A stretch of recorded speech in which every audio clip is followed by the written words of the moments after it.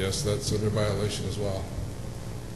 You know, well, we just took title of the one on Ann Street. You've all seen that. If I can add to your list, Mr. Clough, the one on Seymour Street you're familiar with, Right. that we've discussed before, where the family members live in Virginia and are content to pay the taxes and do absolute minimal maintenance, and shingles are flying out of the neighbor's lawn. And I think there's still a place setting at the dinner table or something from the day that the occupants passed away. The Christmas tree's still up from 15, 20 years ago, too. Right. And there are houses like this that, for whatever reason, people are content to keep paying taxes on, which you can look at it and say that's fine. But I think we have to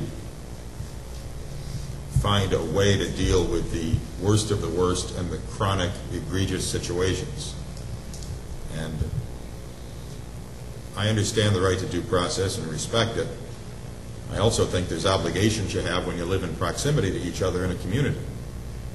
And I know we've all grappled with this issue and tried to discuss codes and so on. It gets to a point with some of these buildings where it's just not enough to say there's nothing we can do.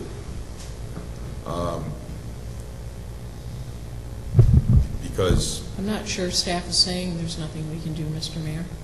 But I think that's what some of these, Mrs. Patrick says that's what she was told. As long as they're working on it, and, you know, even if we declared it a public nuisance, we would still tell the owner to mitigate the problem. Well, maybe we need to publicize the properties that are on this worst of the worst list and who owns them and all of that. We wanted to put signs up one time with violations posted. You wouldn't let us do it. Actually, the Code Enforcement Department was instructed by the council in prior councils not to be out being the code enforcement police.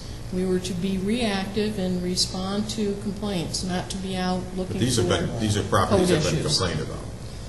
Yes. I mean, I agree with you, and I agree it's a slippery slope to go out looking for things, because I see things every day, and I don't really make a report of it. Whether that's a violation of both, I don't know. But the fact is, these have been repeatedly complained about properties, and we have demonstrated little ability to, to deal with them. If that involves, I don't know what other communities are doing, and I know we've demolished a lot of properties, and nobody's getting down on anybody. It's just that these things are frustrating, and the public is basically being told there's nothing we can do, because they were told that. Well, we could cite Mr. Wisner, couldn't we? You just said he was violating codes. Right, we've already told him he's got a deadline to the 20th. So give him a summons. You wouldn't have to hire a lawyer, so, Well, that's what we would talk to the attorneys about after the 20th. I had to give him some type of deadline to do the work. I mean, in all candor, he bought the property in that condition. Yes, he did. And it was suggested to me that maybe he just bought it sight unseen. Well, tough luck. That's the way I look at it. No, I understand that. Who in their right mind would buy something sight unseen without looking at the... But he's working on it. I don't know what more I could do to him if he's working on it, legally.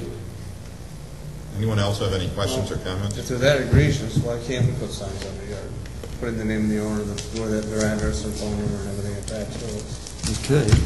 But I thought it was the policy that codes wasn't necessarily going to go out and walk up and down the streets, but if there were these obvious infractions, whether it be codes or, the sanitation department. We had violations out on this property.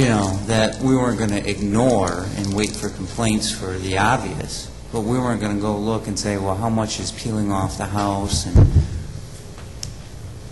I thought that's the avenue we were going down now, is that the obvious stuff, we weren't going to wait for complaints. If I had my choice, I'd have torn this place down. There's no doubt. But I can't make him tear it down if it's not structurally unsound, and we won't know that until we get in it. And we couldn't get in it before. What do we have until to get into it? Do what? What date do we have to get into it by? The 20th? Not until he gets it cleaned out. We've given him until the 20th to respond and clean up the property. On the 20th, then we can go in and inspect the property. How about under our health guidelines with our health inspector, with the knowing... They're going to go tomorrow. So he can go in Well, we can go in it, but we're not going to be able to tell, like, Carolyn says the one side's been cleaned. We might be able to tell what that side looks like now. But the other side hasn't been touched yet. It's still full. Until that other side gets cleaned out, we can't do a full evaluation of it. Can the health inspector go in and look and condemn it? I've already condemned it. It's condemned for occupancy, not for demolition. Well, if previous councils have told the codes to go into hibernation, I think this council is in agreement to say it's time for the bear to wake up. We need aggressive enforcement, especially on these that are so egregious in violation. Again, we're not talking about walking the streets just looking for violations, but there are those, as we drive around and walk around, that are just clearly in violation, and we need to turn this around. We I can don't issue think any appearance council records. said to go into hibernation that I remember. None that I've been on. And- It was be aggressive. Right. So I That's not what the manager just said. What I said was that we are not the code enforcement police, that we respond when we get complaints, and we actively respond when we get complaints. But we don't spend our time driving up and down streets looking for problems. But you're not ignoring But if the a problem obvious. is seen, We can issue appearance tickets. I have no problem with that. Just remember tonight's meeting.